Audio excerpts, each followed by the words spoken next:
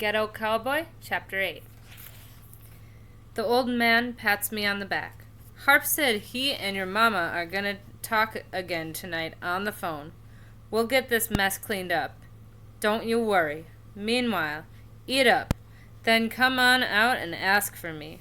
Name's Tex. I watch him shuffle out, and I just sit there, shaking my head. Great. Texas and Philly now. I finish up my bowl, and just when I start thinking about what I'm gonna do next, Harper walks in. He has a brush in one hand and a rake in the other. He hands the brush to me. If you're gonna be here today, might as well make yourself useful. I look at the brush. I don't think so. He acts like I didn't say nothing. It's a horse brush. Go out front and help brush down the horses. The kids'll show you how. I shake my head. Nuh-uh. I ain't going near them horses. I seen how you almost got stomped on this morning. He smirks. That's what you call restarting a horse. Some of 'em that we bring in are pretty nervous and out of control 'cause of what they been through at the tracks. I can see he not going to go away. What's wrong with them? I asked. Nothing. They just been abandoned. He catches himself, starts again. They're old racehorses that normally get sold off for meat. We pool our money to buy what we can at auction before the slaughterhouse gets 'em. Then we bring 'em here so they can live out their days. The kids learn to ride, and we get a few more horses to race with. Of course, with money being tight and all. But my mind's still stuck on the meat part. People eat horses? I asked. Dogs. They get sold for dog food.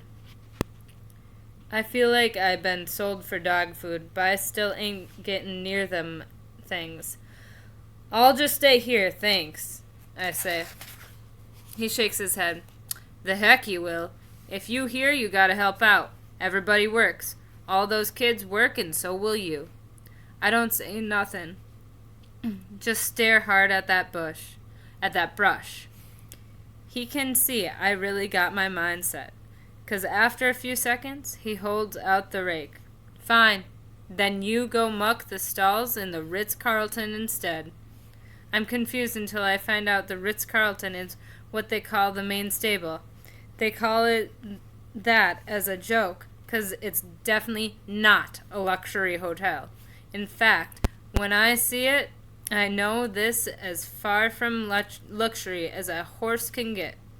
It looks more like a dungeon, all dark and cramped, and a homemade dungeon at that, since it's held together by old doors and scrap wood from torn-down buildings, and it smells funky.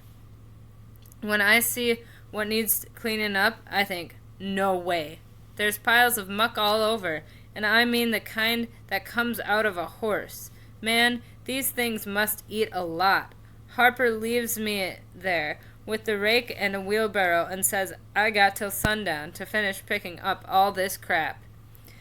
I stand there for 5 minutes, then decide I'll do what he says for today. But tomorrow, I'm out of here. I don't know how, but one way or another, I'll get back to Motor City. But the second I step into one of them stalls, I know I made the wrong choice to work in the barn. My white Nikes is all covered in greenish-brown you-know-what in about a minute. I'll never get 'em cleaned. I start working. Even though this sucks for sure, I just keep going, nonstop, 'cause if I stop, I'll start thinking about how my mama just up and left me with a stranger. And a strange stranger, too, even if he's supposed to be my dad. So I work and feel the burn in my arms, the sweat on my back. I don't care. I'll make her feel sorry for leaving me behind to clean up this stuff. The only good thing right now is all them horses is outside. But just doing the one stall takes me about an hour. When I fill up the cart, I wheel it out to find out where to dump it. I run into Jamaica Bob. Where do all this go? I ask him. He waves me to follow him. but don't offer to help me push. We turn the corner, and my jaw drops open. Behind the barn is a mountain. Not a mountain like with snow on it and stuff. This is a mountain of horse crap. I ain't kidding you. This thing is about 15 feet tall and fills up a huge part of the yard. Bob scowls. City used to come and haul it away, just like it did for all the stables in Philly. Then about 2 months ago, they just up and stopped, saying something about budget issues and how we ain't legal. Legal? What do you mean? I ask. He makes a face. We own some of these structures here, but all of this land, he says, pointing from the Ritz to the corral to the clubhouse, all the way out to the fields where some teenagers are running horses. The city owns all that, but it never did anything with it, 'cause nobody ever wanted nothing to do with this neighborhood. For decades, they just let it rot. Buildings would sit here empty and vandalized, just waiting to become crack houses and gang hangouts. But this our home turf, and we decided to make something of it. So we took it back, made it our own. My eyes bug out. You stole it from the city? He leans in real close to make sure I hear him right. No, we reclaimed it. It's called homesteading. That means if they don't use it, they lose it. I look around the spread. I didn't know you could do that. We turned something ugly into something beautiful, Cole. Turned it into a real neighborhood. It's the only safe place around here. The only place a kid can go without worrying about messing with guns. And it's all 'cause of them horses. My eyes come to rest on that smelly mountain in front of me. But what you gonna do now? How much bigger is that pile gonna get? He laughs bitterly. A lot, because the city suddenly decided it wanted to build a mall and condos out here. Now it wants the land back. I'm confused.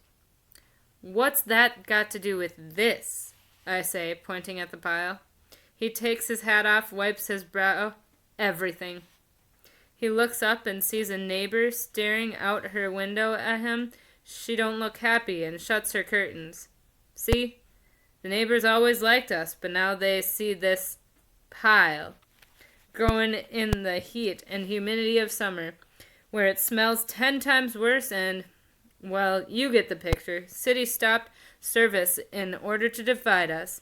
Then all they gotta do is wait for the complaints to start rolling in, and the next thing you know, boom, they sweep in with health code violations. He stops.